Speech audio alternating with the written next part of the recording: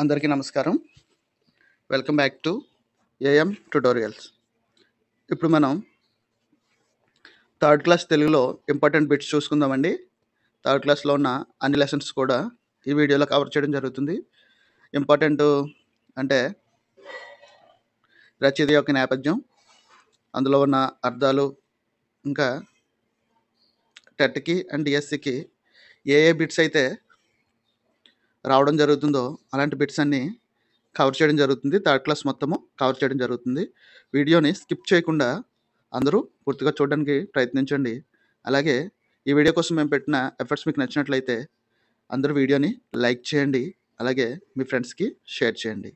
టాపిక్లోకి వెళ్దాం. థర్డ్ క్లాస్లో ఫస్ట్ లెసన్ ఏంటంటే తెలుగు తల్లి.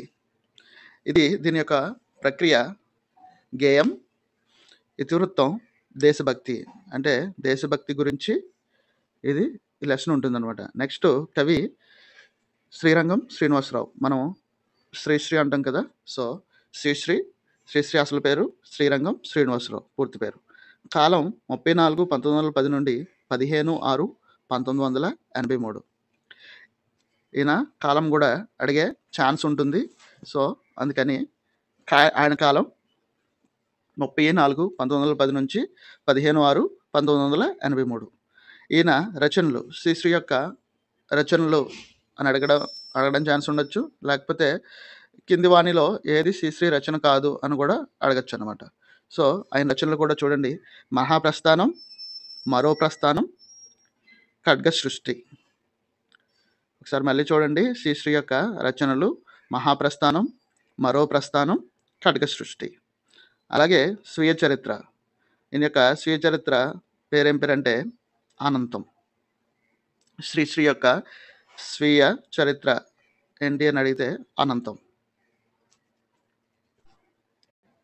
శ్రీశ్రీ మహాప్రస్థానం తెలుగు కవిత్వాన్ని ఒక మలుపు తిప్పిన రచన. దీన్ని ఎలా అడగడానికి ఛాన్స్ ఉంది అంటే శ్రీశ్రీ ఏ రచన తెలుగు కవిత్వాన్ని ఒక మలుపు తిప్పింది అని అంటే అప్పుడు మహాప్రస్థానం అని. శ్రీశ్రీ అభ్యుదయ యుగకర్త, మహాకవి. ఈయన్ని ఏమంటారంటే మహాకవి అని కూడా అంటారు. అదేవో తెలుగు అందాల నిండు జాబిలి, ఈ పంక్తులు గల పాఠం తెలుగు తల్లి. అదేవో తెలుగు అందాల నిండు జాబిల్లి, ఈ పంక్తులు గల పాఠం అంటే ఈ 2 లైన్లో ఉన్న పాఠం ఏంటంటే తెలుగు తల్లి. అలాగే సంఖ్యలు లేని నేల, సంతోష చంద్రశాల. ఇందులో ఉన్న అలంకారం లాస్ట్లో లా. సో ఇందులో ఉన్న అలంకారం ఏమవుతుందంటే అంత్యానుప్రాస అలంకారం అవుతుంది. ఇప్పుడు ఈ లెసన్లో ఉన్న పదాలు, వాటి యొక్క అర్థాలు చూడండి. కల్పవల్లి, కోరిన కోరికలు తీర్చేది. కల్పవల్లి అని అంటే కోరిన కోరికలన్నీ తీర్చేది. నెక్స్ట్ జాబిల్లి, ఇది అందరికీ తెలిసిందే. జాబిల్లి అంటే చందమామ. నెక్స్ట్ తెనుంగు అంటే తెలుగు. చంద్రశాల, చలువరాతి మేడ. చంద్రశాల అంటే చలువరాతి మేడ. కనవోయి అంటే చూడబోయి. రేడు, రాజు. రేడుకి అర్థము రాజు. అనుంగు అంటే ప్రియమైన. నెక్స్ట్ సుదూరం అంటే చాలా దూరం. సుదూరం అంటే ఏంటంటే అర్థము చాలా దూరం. అలాగే చనవోయ్ అంటే ఏంటి? వెళ్ళబోయి. నవయుగం అంటే కొత్త కాలం. నవ అంటే ఏంటి? కొత్త. యుగం కాలం. నవయుగం కొత్త కాలం. నిర్భయంగా అంటే భయం లేకుండా, అంటే ఏ భయం లేకుండా నిర్భయంగా ఉండడం. ఓకే. అలాగే నిశ్చయంగా, నమ్మకంగా, తప్పనిసరిగా. నిశ్చయంగా అన్న పదానికి అర్థము నమ్మకంగా లేకపోతే తప్పనిసరిగా.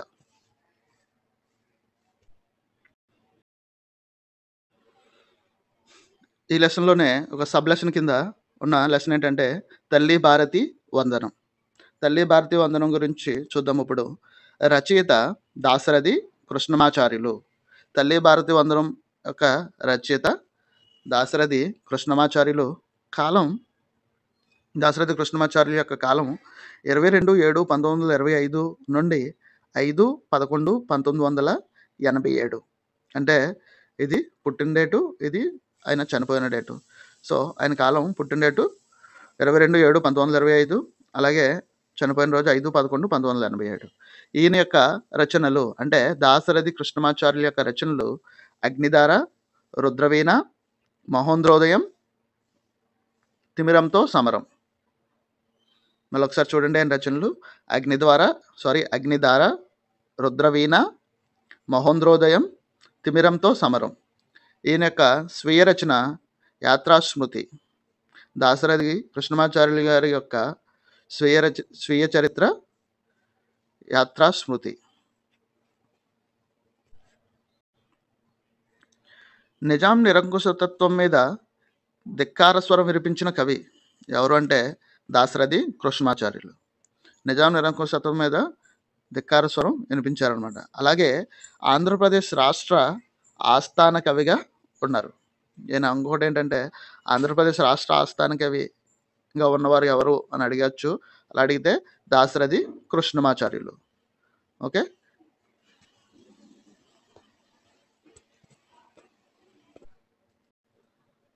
ఇదే లెసన్లో ఉన్న ఇంకొక సబ్ టాపిక్ ఐకమత్యం. ఈ ఐకమత్యం అన్నది రచించిన వారు లియో టాల్స్టాయ్. ఐకమత్యం రచయిత ఎవరు? Leo Tolstoy. ఈయన యొక్క కాలం 9/9/1828 నుండి 20/11/1910. లియో టాల్స్టాయ్ యొక్క కాలం 9/9/1828 నుండి 20/11/1910. ఈయన యొక్క రచనలు, లియో టాల్స్టాయ్ యొక్క రచనలు యుద్ధం, శాంతి, అలాగే అన్నా కెరెనినా. యుద్ధం, శాంతి, అన్నా కెరెనినా. ఈ పాఠం యొక్క ఉద్దేశం ఏంటంటే రామాపురం అనే గ్రామంలో ఉండే రైతు తన 3 కుమారులకు ఐకమత్యం గొప్పతనాన్ని పుల్లల కట్ట సహాయంతో తెలియజేయడమే ఈ కథ యొక్క ఉద్దేశం. రామాపురం గ్రామంలో ఉండే రైతు తన యొక్క 3 కొడుకులు విడివిడిగా గొడవలు ఆడుకోకుండా ఉండడానికి ఐకమత్యంగా ఉంటే కలిగే లాభాలేంటో చెప్పే కట్ట పుల్లలతో చెప్పే నేపథ్యం అన్నమాట. ఐకమత్యం కథకు టాల్స్టాయ్ కథ ఆధారం. ఈ ఐకమత్యం కథకు టాల్స్టాయ్ కథ ఆధారం అన్నమాట. అలాగే టాల్స్టాయ్ ప్రపంచ ప్రసిద్ధి పొందిన రష్యన్ కథకులు. ఇప్పుడు దీన్ని ఎలా అడగచ్చు అని అంటే టాల్స్టాయ్ ఏ దేశానికి చెందిన కథకులు అని అడగచ్చు. ఆన్సర్ రష్యన్ అనమాట. థర్డ్ క్లాస్ సెకండ్ లెసన్ మర్యాద చేద్దాం. ఈ మర్యాద చేద్దాం యొక్క ప్రక్రియ ఏంటంటే కథ. ఇది యొక్క కథ, ఇది ఇతివృత్తం, హాస్యం. దీని యొక్క ఇతివృత్తం, హాస్యం. మూలం పరమానందయ్య గారి శిష్యుల కథ. ఇది ఏ కథ నుంచి తీసుకున్నారు అని అంటే పరమానందయ్య గారి శిష్యుల కథ నుంచి తీసుకున్నారు. పాత్రలు, ఈ కథలో ఉన్న పాత్రలు పరమానందయ్య, పేరయ్య అనే పండితుడు శిష్యులు. మొత్తం పాత్రలు పరమానందయ్య, పేరయ్య అనే పండితుడు శిష్యులు. ఈ కథ యొక్క మర్యాద చేద్దాం కథలో ఉన్న పాత్రలు అన్నమాట. ఈ లెసన్ నుంచి ఇంపార్టెంట్ పదాలు, అర్థాలు చూడండి. అఘాయిత్యం అంటే చేయకూడని పని. అఘాయిత్యం అంటే ఏంటండి? చేయకూడని పని. అలాగే బిక్కమొహం. బిక్కమొహం అంటే ఏడుపు మొహం. బిక్కమొహం వేశారు అంటారు కదా, చిన్నపిల్లలు బిక్కమొహం వేసుకొని చూస్తున్నారు అని అంటారు కదా, దాని యొక్క అర్థము ఏడుపు ముఖం.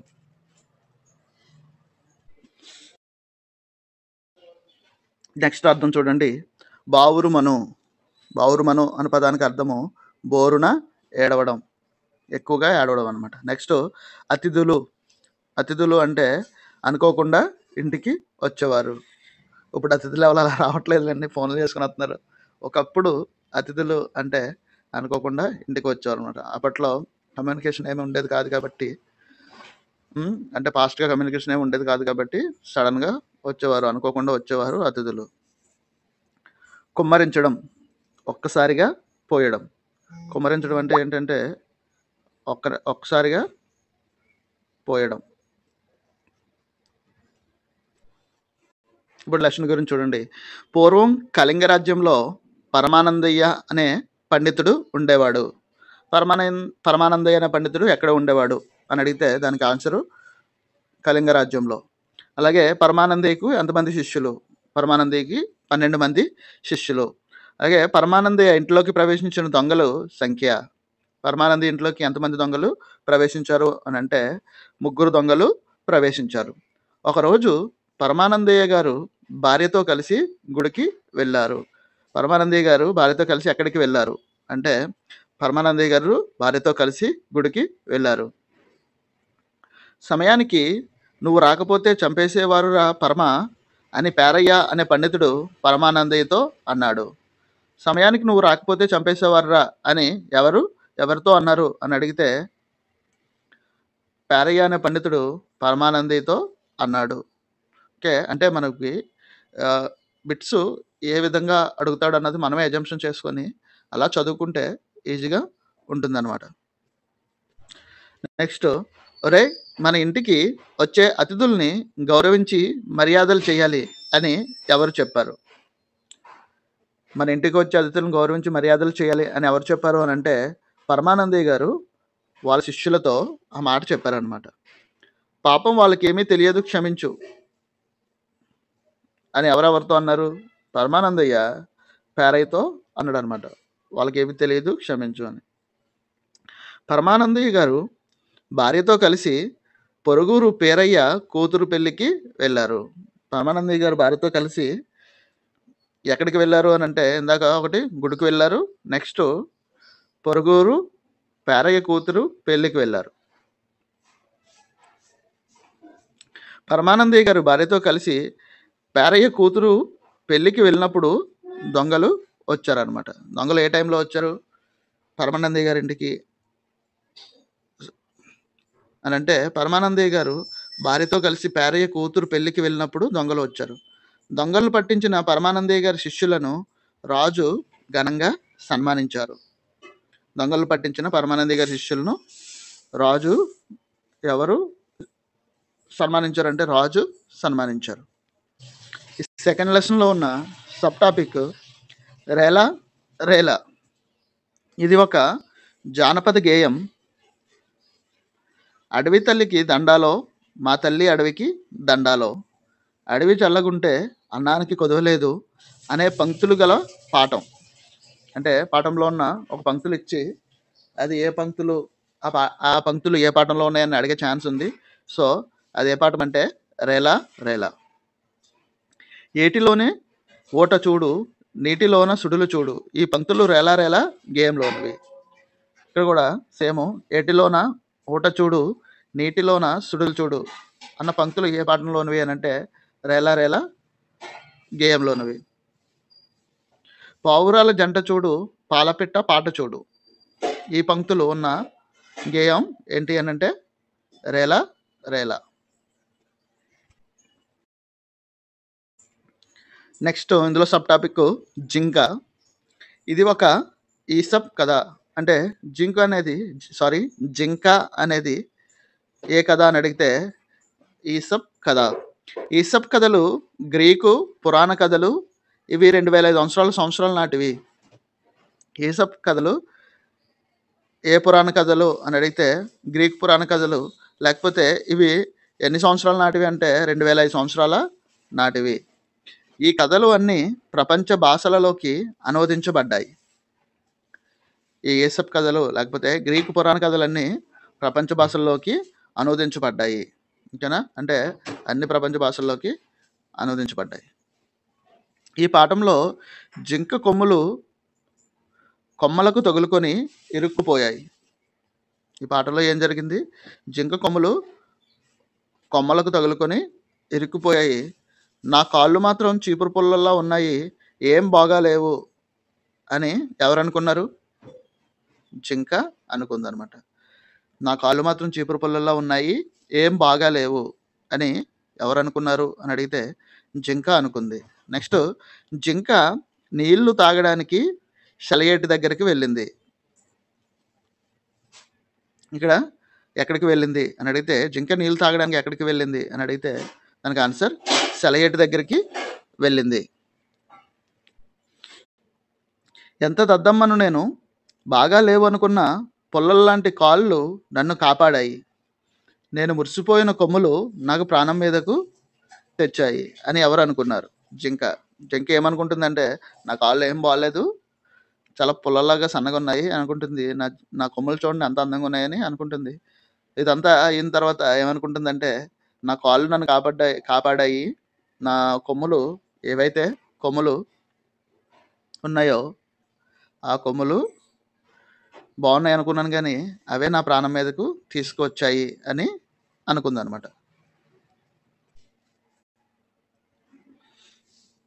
థర్డ్ లెసన్ మంచి బాలుడు. దీని యొక్క ప్రక్రియ ఏంటంటే గేయ కథ. ఇది గేయ కథ. ఇతివృత్తం సహానుభూతి. మంచి బాలుడు యొక్క ఇతివృత్తం ఏంటి అని అడిగితే సహానుభూతి. కవి ఆలూరి బైరాగి. మంచి బాలుడు యొక్క కవి ఆలూరి బైరాగి. ఆలూరి బైరాగి యొక్క కాలం 5/11/1925 నుండి 9/9/1978. ఈయన యొక్క కాలం 5/11/1925 నుండి 9/9/1978. ఆలూరు బైరాగి యొక్క రచనలు చీకటి మేడలు, నూతిలో గొంతుకలు, అగమగీతి, దివ్య భవనం. ఈయన యొక్క రచనలు చూడండి. చీకటి మేడలు, నూతిలో గొంతుకలు, ఆగమగీతి, దివ్య భవంతి.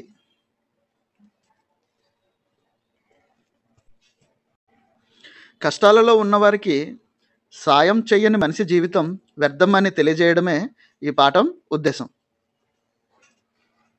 ఈ పాఠం యొక్క ముఖ్య ఉద్దేశం ఏంటి అంటే, మంచి బాలుడు పాఠం యొక్క ముఖ్య ఉద్దేశం ఏంటి అని అడిగితే, కష్టాల్లో ఉన్న వారికి సాయం చేయని మనిషి జీవితం వ్యర్థం అని తెలియజేయడమే ఈ పాఠం యొక్క ముఖ్య ఉద్దేశం. తలతల మిలమిల మెరుపులు మెరసి, హోరున జోరున వర్షం కురిసి అనే మాటలతో ప్రారంభమయ్యే పాఠం. అది కూడా మంచి బాలుడు. తలతల మిలమిల మెరుపులు మెరసి, హోరున జోరున వర్షం కురిసి. దుర్బలులకు సాయం చేయని ఎడ కొరగాదెందుకు మనుజుని మనుగడ.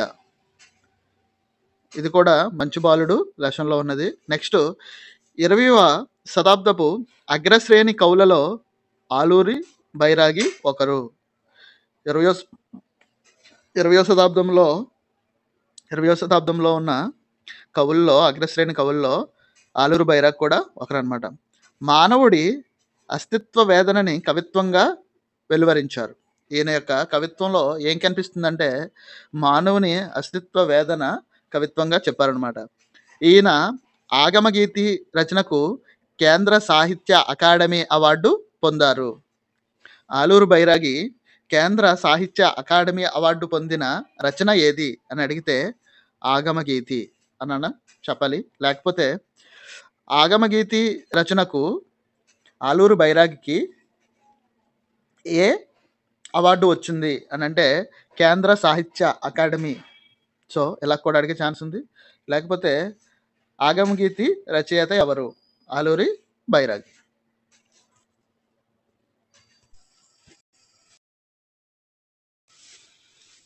ఈ పాఠంలో ఉన్న పదాలు అర్థాలు చూడండి. త్రోవ అంటే దారి, త్రోవ అంటే దారి. నెక్స్ట్ వడి, వేగం. వడి యొక్క అర్థము వేగం. వడిగా అడుగులు వేయి అంటే వేగంగా అడుగులు వేయి అని అంటాం. నెక్స్ట్ దుర్బలులు. దుర్బలులు అంటే బలం లేనివారు. దుర్బలులు అన్న పదానికి అర్థం బలం లేనివారు. మనుగడ. మనుగడ అంటే జీవనం, జీవితం. మనుగడ అనే పదానికి అర్థం జీవనం, జీవితం. తలతల, మిలమిల, గడగడ, కిలకిల, గనగన వంటి పదాలను అనుకరణ పదాలు అంటారు. తలతల, మిలమిల, గడగడ, కిలకిల, గనగన వంటి పదాలను ఏ పదాలు అంటారు అని అంటే అనుకరణ పదాలు అంటారు. వాక్యం చివరన ఉండే చుక్కను వాక్యాంత బిందువు లేకపోతే పూర్ణ విరామం అంటారు. దీన్ని ఆంగ్లంలో ఫుల్ స్టాప్ అంటారు. ఈ పూర్ణ విరామ బిందువు ఉంటే ఆ వాక్యం అక్కడికి పూర్తయింది అని అర్థం. పూర్ణ విరామ బిందువు, ఫుల్ స్టాప్ అనమాట. సో ఫుల్ స్టాప్ ఉంటే ఆ వాక్యం అక్కడికి పూర్తయిందని అర్థం. వాక్యాన్ని ఆపి చదవటాన్ని స్వల్ప విరామం అంటారు. స్వల్ప విరామం ఇచ్చే చోట ఇదేంటి కామా గుర్తు ఉంటుంది. దీన్ని స్వల్ప విరామ చిహ్నం అంటారు. దీన్ని ఆంగ్లంలో కామా అంటారు. అంటే వాక్యాన్ని పూర్తిగా అయిపోయింది ఎండ్ చేసినప్పుడు ఫుల్ స్టాప్ పెడతాము. కొంచెం విరామం ఇచ్చి చదవాల్సి వచ్చినప్పుడు కామా పెడతాం అన్నమాట.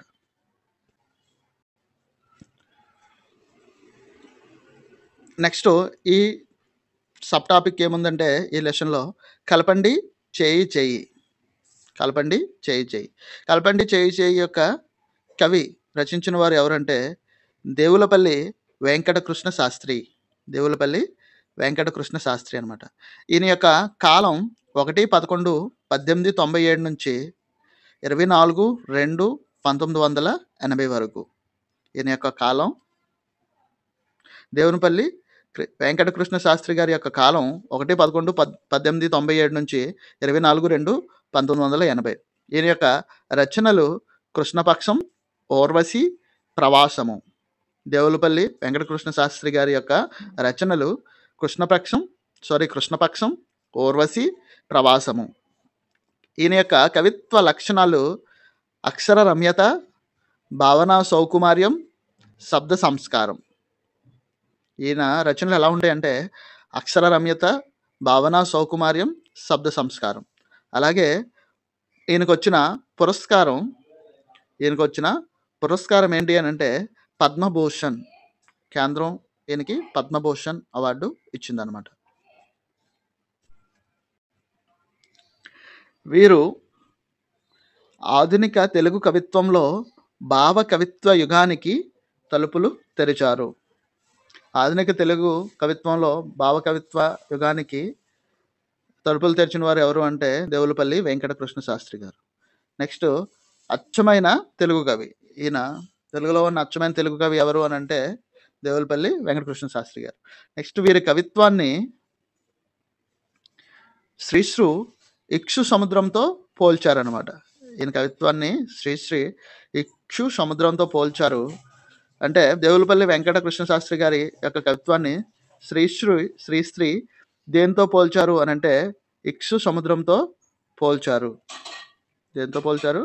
ఇక్షు సముద్రంతో పోల్చారు.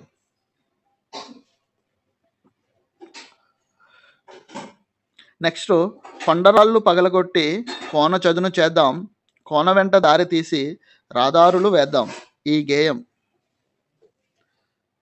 ఈ పంక్తులు ఉన్న గేయం కలపండి చేయి. పాడుకుంటూ పనిచేస్తే 10 మందికి లాహిరి, ఆడుకుంటూ పనిచేస్తే అనిపించదు చాకిరి. ఇదే పాఠంలో ఉందంటే ఇది కూడా కలపండి చేయి. ఈ గేయంలో కవి ప్రస్తావించిన ఊర్లు, కలపండి చేయి గేయంలో కవి ప్రస్తావించిన ఊర్లు అని అడిగితే అవి కలకత్తా, కాశ్మీరం, కాశీ, కన్యాకుమారి. ఈ 4 ఊర్ల గురించి కవి ప్రస్తావించారనమాట. అవేంటి? కలకత్తా, కాశ్మీరం, కాశీ, కన్యాకుమారి.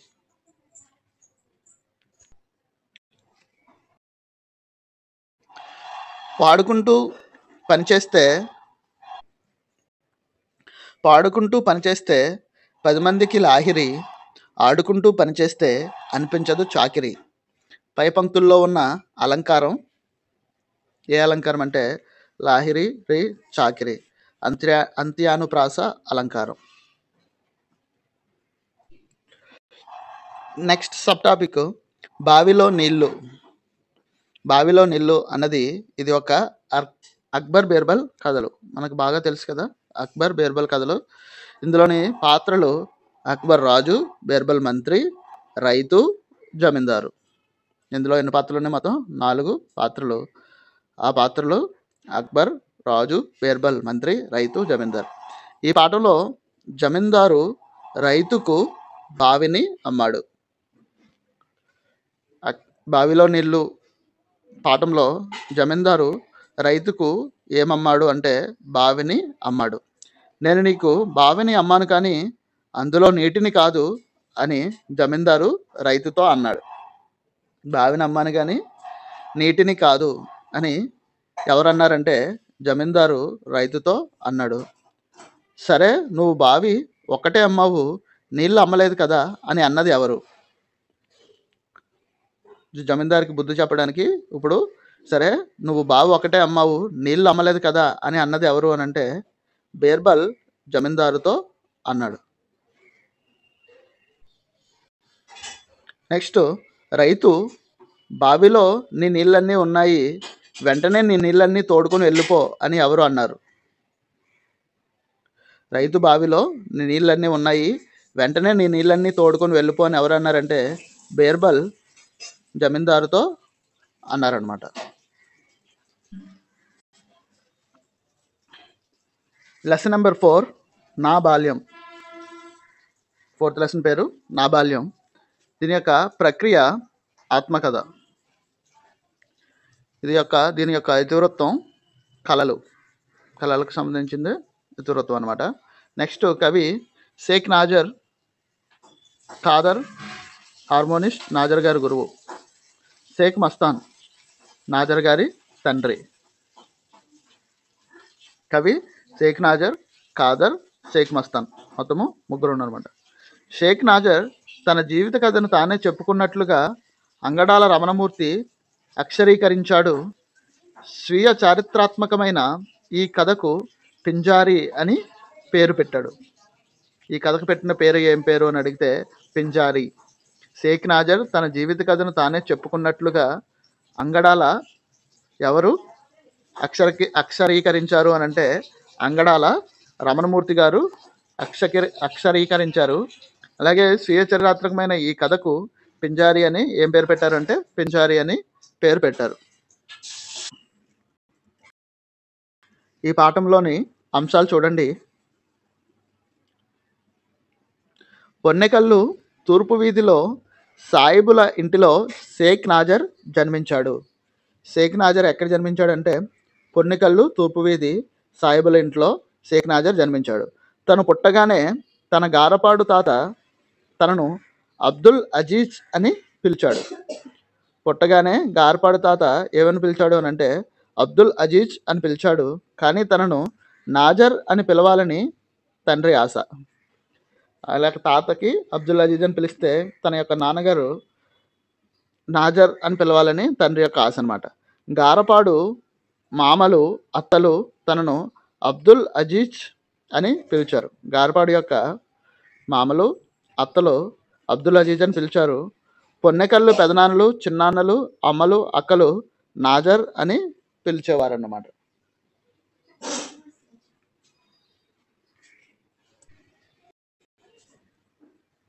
నాజర్ చిన్ననాటి గురువు ఖాదర్, నాజర్ తండ్రి మస్తాన్. నాజర్ చిన్ననాటి గురువు పేరు ఖాదర్, నాజర్ తండ్రి పేరు మస్తాన్.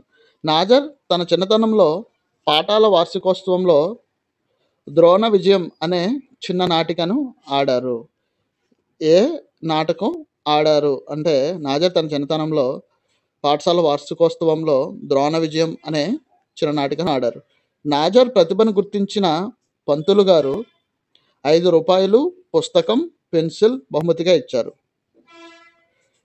నాజర్ ప్రతిభను గుర్తించిన పంతులు గారు ఏమేమి ఇచ్చారు అని అంటే 5 రూపాయలు, పుస్తకము, పెన్సిల్ బహుమతిగా ఇచ్చారు.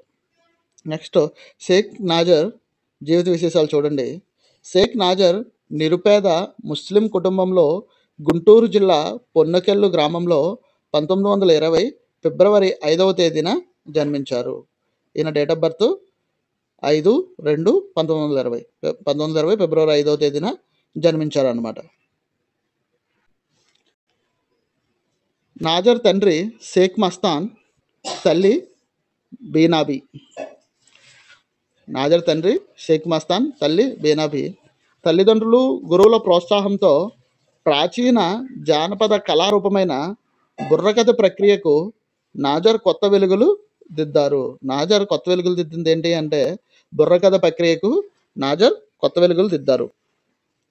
పల్నాటి యుద్ధం, వీరాభిమన్యు, బొబ్బిలి యుద్ధం, అల్లూరి సీతారామరాజు, బెంగాల్ కరువు వంటి ఇతివృత్తాలతో సమకాలీన అంశాలు జతచేసి నాజర్ బుర్రకథలు రూపొందించారు. నాజర్ బుర్రకథలు ఏ ఏ అంశాలతో రూపొందించారంటే పల్నాటి యుద్ధం, వీరాభిమన్యు, బొబ్బిలి యుద్ధం, అల్లూరి సీతారామరాజు, బెంగాల్ కరువు వంటి ఇతివృత్తాలతో బుర్రకథలను రూపొందించారు. నాజర్ను భారత ప్రభుత్వం 1986లో పద్మశ్రీ పురస్కారంతో సత్కరించింది. నాజర్కు వచ్చిన పురస్కారం ఏంటి అంటే పద్మశ్రీ పురస్కారం అనొచ్చు. లేకపోతే నాజర్కు పద్మశ్రీ పురస్కారం ఎప్పుడు వచ్చిందంటే 1986లో వచ్చింది అని కూడా చెప్పచ్చు. నాజర్ 1997 ఫిబ్రవరి 22వ తేదీన మరణించారు. నాజర్ ఎప్పుడు మరణించారు అని అడిగితే 1997 ఫిబ్రవరి 22వ తేదీన మరణించారు. ఇప్పుడు చూడండి, పదాలు అర్థాలు చూద్దాం. ఆరుగాలం, ఆరుగాలం అన్న దానికి అర్థము ఏడాది అంతా.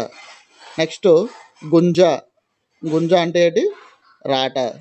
నెక్స్ట్ పామరులు, పామరులు అంటే చదువుకొని వారు.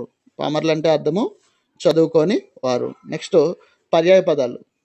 గుంజకి పర్యాయ పదం రాట, స్తంభం. గుంజ అనే పదానికి పర్యాయ పదం రాట, స్తంభం. చిన్న అన్న, చిన్న అన్న అంటే బాబాయి, పినతండ్రి, చిన్నబ్బ, చిన్నాయన. దీని యొక్క చిన్నాన్న యొక్క పర్యాయ పదాలు బాబాయి, పినతండ్రి, చిన్నబ్బ, చిన్నాయన. బువ్వ, బువ్వ యొక్క పర్యాయ పదాలు అన్నం, కోడు, మెతుకులు. ఏంటండి? అన్నము, కోడు, మెతుకులు. ఇక్కడ ప్రశ్నార్థక వాక్యాలు చూడండి. బాబు నీ పేరేమిటి? గీత మీ ఊరు ఏది? నీవు ఏ తరగతి చదువుతున్నావు? లత నీవు ఎక్కడికి వెళ్తున్నావు?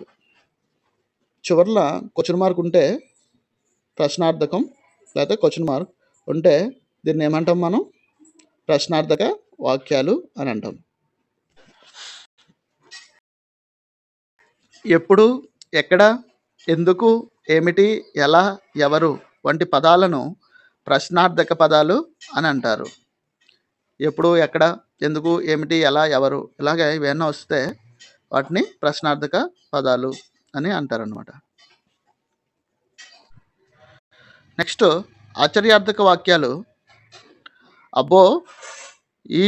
అబ్బో జూ ఎంత అందంగా ఉందో, జిరాఫీ ఎంత ఎత్తుగా ఉందో, అమ్మో సింహాన్ని చూడగానే ఎంత భయమేసిందో, పక్షులను చూడగానే ఎంత ముచ్చట వేసిందో.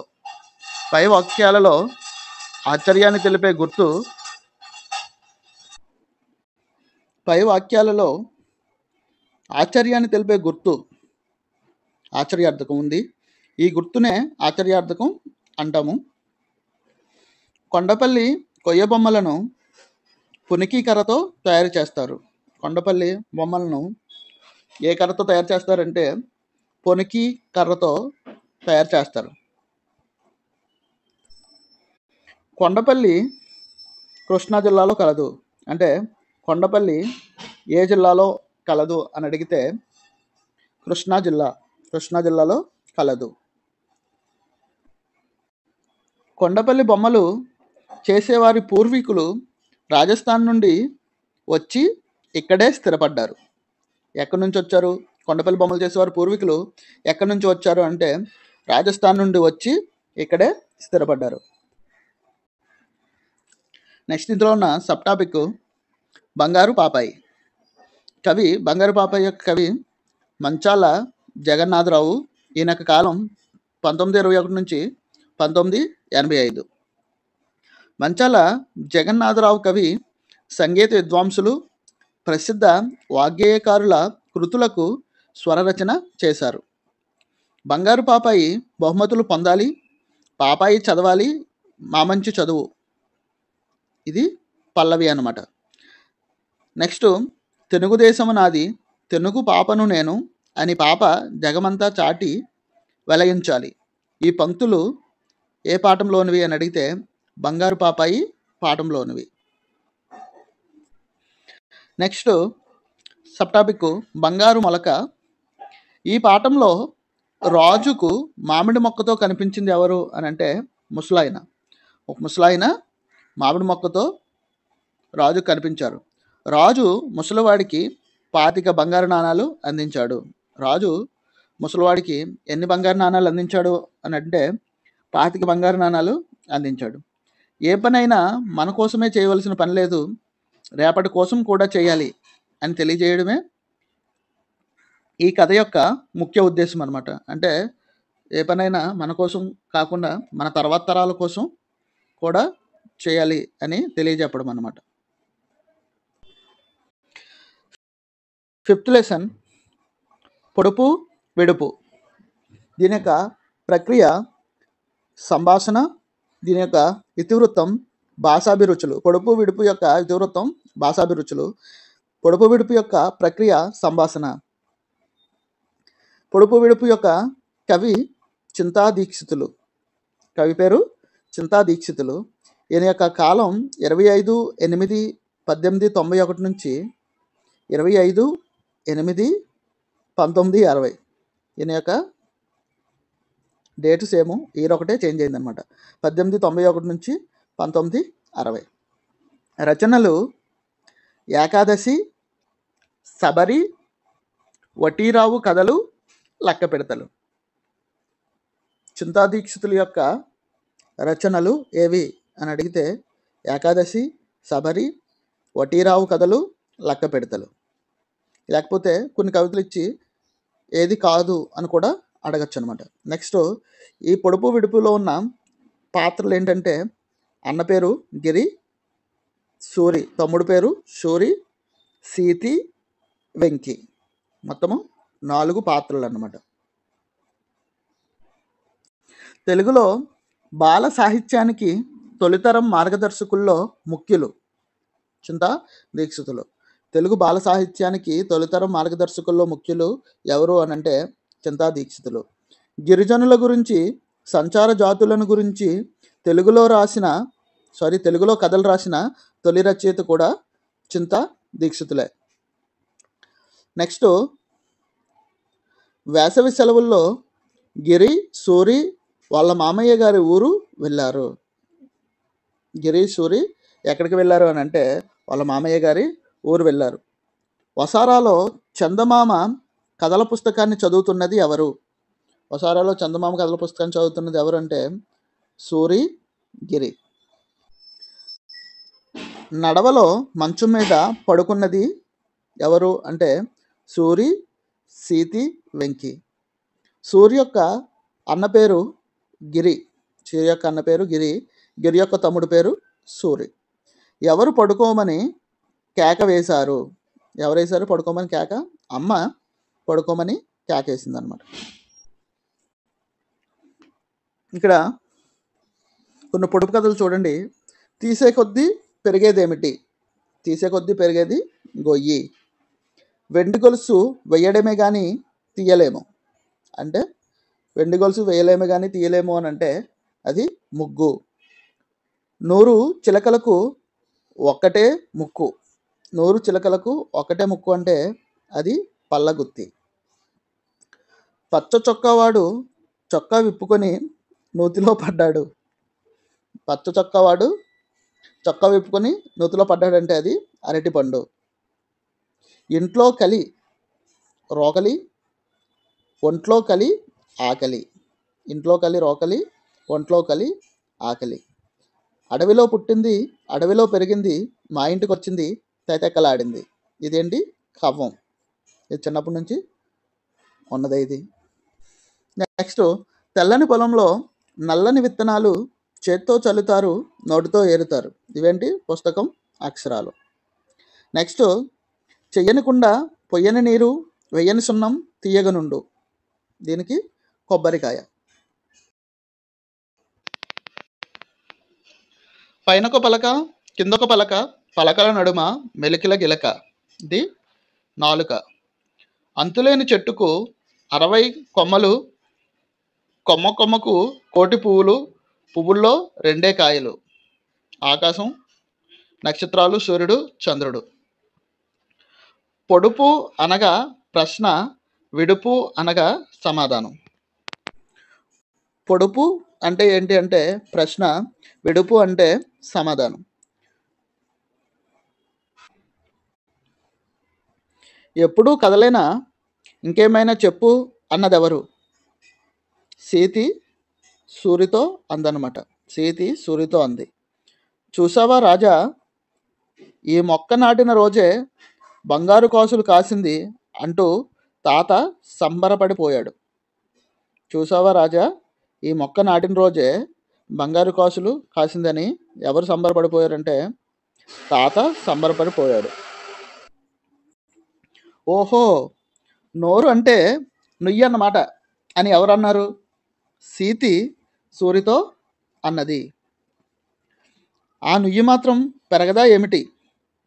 సూరి సీతితో అన్నాడు. ఆ నుయ్యి మాత్రం పెరగదా ఏమిటి అని ఎవరన్నారు? సూరి సీతితో అన్నాడు అనమాట. పండ్లలో రాజును నేను, తీయగా ఉంటాను నేను, ఎవరిని నేనెవరిని. పండ్లలో రాజు ఎవరు? మామిడి పండు.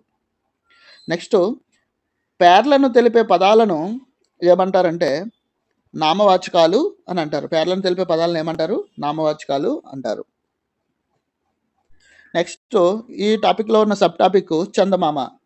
చందమామ యొక్క కవి నండూరి రామ్మోహన్ రావు. చందమామ యొక్క కవి నండూరి రామ్మోహన్ రావు. ఈయన యొక్క కాలం 24/4/1927 నుంచి 2/9/2011. 24/4/1927 నుంచి 2/9/2011. ఈయన యొక్క రచనలు హరివిల్లు, నరావతారం, విశ్వరూపం, విశ్వదర్శనం, అక్షరయాత్ర. ఈయన యొక్క రచనలు హరివిల్లు, నరావతారం, విశ్వరూపం, విశ్వదర్శనం, అక్షరయాత్ర. ఈయన రాసిన బాలగేయాల సంపుటి హరివిల్లు. ఈయన రాసిన బాలగేయాల సంపుటి పేరు హరివిల్లు. నరావతారం, విశ్వరూపం ద్వారా విజ్ఞాన శాస్త్రాన్ని సులభ శైలిలో పాఠకులకు పరిచయం చేశారు. ఏ రచనల ద్వారా విజ్ఞాన శాస్త్రాన్ని సులభ శైలిలో పాఠకులకు పరిచయం చేశారు అని అడిగితే నరావతారం, విశ్వరూపం. నెక్స్ట్, విశ్వదర్శనం, అక్షరయాత్ర వంటి రచనలతో మార్క్ ట్వెయిన్ రచించిన టామ్ సాయర్, హకల్ బెరిఫిన్ వంటి అనువాదాలు కూడా చేశారు. ఈయన యొక్క అనువాద రచనలు అని అడిగితే అవేంటంటే విశ్వదర్శనం, అక్షరయాత్ర. ఈ రెండు కూడా నండూరి రామ్మోహన్ రావు గారు చేసిన అనువాదాలు అన్నమాట. నెక్స్ట్ ఇచ్చిన సబ్ టాపిక్ ఏంటంటే వికట కవి. ఈ పాఠం తెనాలి రామకృష్ణ కథలలోనిది. వికట కవి అని ఎవరిని అంటారంటే మనం తెనాలి రామకృష్ణ అంటాము కాబట్టి వికట కవి తెనాలి రామకృష్ణ కథల్లోనిది అనమాట. కృష్ణా తీరంలో గార్లపాడు అనే ఊరు ఉంది. కృష్ణా తీరంలో గార్లపాడు అనే ఊరు ఉంది. గార్లపాడు అనే ఊరు ఎక్కడ ఉంది అని అంటే కృష్ణా తీరంలో. గార్లపాడులో రామయ్య మంత్రి అనే పండితుడు ఉన్నాడు. గార్లపాడులో ఎవరున్నారు అని అంటే రామయ్య మంత్రి అనే పండితుడు ఉన్నాడు అనమాట. రామయ్య మంత్రి యొక్క భార్య పేరు లక్ష్మమ్మ. రామయ్య మంత్రి లక్ష్మమ్మల కుమారుడు రామకృష్ణుడు. రామయ్య మంత్రి లక్ష్మమ్మల కుమారుడు రామకృష్ణుడు. రామకృష్ణుని తండ్రి చిన్నతనంలోనే మరణించాడు. ఎప్పుడు మరణించాడంటే చిన్నతనంలోనే మరణించాడు. రామకృష్ణుడు ఎక్కడ పెరిగాడంటే మేనమామ ఇంటిలో పెరిగాడు. రామకృష్ణుడు ఎక్కడ పెరిగాడు? మేనమామ ఇంటిలో పెరిగాడు.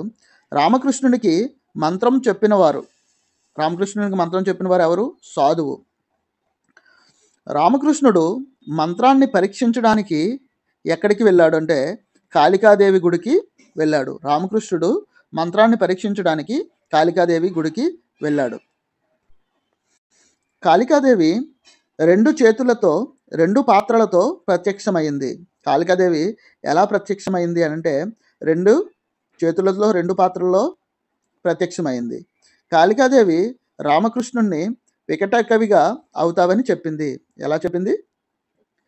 కాళికాదేవి రామకృష్ణుడిని వికటకవిగా అవుతావని చెప్పింది. శ్రీకృష్ణదేవరాయల ఆస్థాన కవులలో తెనాలి రామకృష్ణుడు ఒకడు. శ్రీకృష్ణదేవరాయల యొక్క ఆస్థాన కవుల్లో తెనాలి రామకృష్ణుడు కూడా ఒకడనమాట. ధనం లేని పాండిత్యం, పాండిత్యం లేని ధనం రెండూ వ్యర్థమే అని తెనాలి రామకృష్ణుడు కాళికాదేవితో అన్నాడు. ధనం లేని పాండిత్యం, పాండిత్యం లేని ధనం రెండూ వ్యర్థమే అని ఎవరితో అన్నారు అని అంటే తెనాలి రామకృష్ణుడు కాళికాదేవితో అన్నాడు. తెనాలి రామకృష్ణుని తల్లిదండ్రులు లక్ష్మమ్మ, రామయ్య మంత్రి. తెనాలి రామకృష్ణుని యొక్క తల్లిదండ్రులు లక్ష్మమ్మ, రామయ్య మంత్రి. ఇప్పటికీ మొత్తము 5 లెసన్స్ అయ్యాయండి. ఇంకా వీడియో లెంత్ ఎక్కువైపోతుంది కాబట్టి ఇక్కడతో వీడియోని స్టాప్ చేసేసి ఈ 3rd క్లాస్కి ఇంకా 4 కంప్లీట్ అవ్వాలంటే ఇంకా 4 లెసన్స్ ఉన్నాయి. ఈ 4 లెసన్స్ని నెక్స్ట్ వీడియోలో చూద్దాం. ఎందుకంటే వీడియో మరీ టూ లెంతీగా అయిపోయినా అంత ఇంట్రెస్ట్ ఉండదు కాబట్టి సో వీడియోని ఇక్కడికి ఎండ్ చేస్తున్నాము. ఇది పార్ట్ 1 అనుకుంటే నెక్స్ట్ పార్ట్ 2 కూడా వెంటనే త్వరలోనే అప్లోడ్ చేయడం జరుగుతుంది. ఈ వీడియో కనుక మీకు నచ్చినట్లయితే ప్లీజ్ లైక్ చేయండి. అలాగే మీరు ఫ్రెండ్స్ అండ్ ఫ్యామిలీలో ఎవరైనా ప్రిపేర్ అవుతున్న వాళ్ళకి షేర్ చేయండి. ఛానల్ చూస్తున్న వారు ఖచ్చితంగా సబ్స్క్రైబ్ చేసుకోండి. Thank you.